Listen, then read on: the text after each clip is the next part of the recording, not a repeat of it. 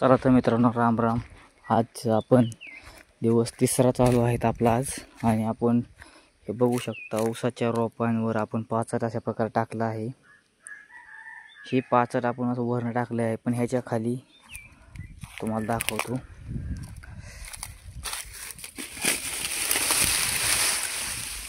हा तळवट टाकला आहे, दिसतो का, प्लॅस्टिकचा तळवट. आणि हा प्लॅस्टिकचा तळवट कशा प्रकारे टाकला आहे तुम्हाला दाखवतो. हा प्लॅस्टिकचा तळवट पूर्णपणे पॅक केलेला आहे. आणि जे रोपं लावलेले आहेत ना, त्याच्यावर आपण असे आडवे वरनं ट्रे टाकलेले आहेत. आणि ट्रे टाकून त्यांना आपण परत वरनं कागदाने असं पॅक केलं आहे. कागद असा पॅक एकदम हवा नाही जाणार अशा प्रकारे कागद पॅक केलेला आहे. आणि त्याच्यावरनं परत पाचट टाकलेला आहे. तर हे आपण कशासाठी केलं आहे तर तुम्हाला सांगतो.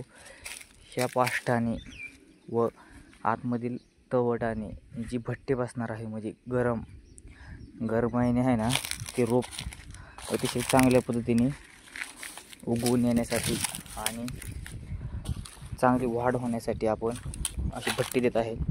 सर्व डोळे चांगल्या पद्धतीने उगवून यावे म्हणून. तुम्ही बघू शकता, प्रत्येक जागी आपण फुल पॅक केलेलं आहे. हे बघू शकता हो का, हे वर ट्रे आणि हे वर अशी भट्टी बसून हे बघू शकता कसे रोपं उगवलेले आहे, दिसले का. अशा प्रकारे रोपं अशी उगवून आलेली आहेत बऱ्यापैकी. कारण ही गरमाई आणि भट्टी म्हणजे एकदम गरम आतमध्ये वातावरण आहे, त्याच्यामुळं ते असे कोंब उगवून यायला सुरुवात झालेली आहेत.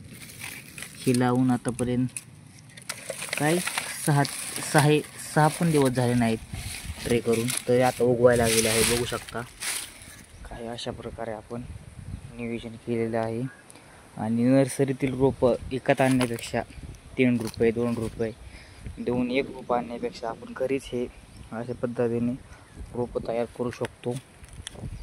आणि तर आपल्या चॅनलला आपण सबस्क्राईब केलं नसेल तर सबस्क्राईब करून घ्या. आणि अशाच नवीन माहितीसाठी आपल्या चॅनलला जॉईंट व्हा. आणि तुम्ही हे बघू शकता कसं एकदम चांगल्या पद्धतीने आपण थोडंच केलं आहे ट्रायलसाठी.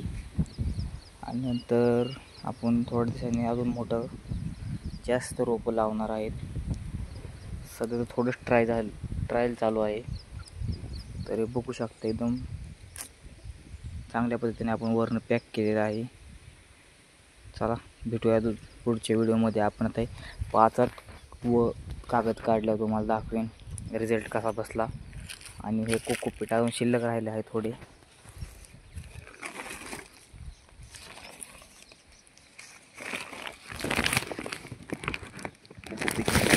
कोकोपीट पाऊस.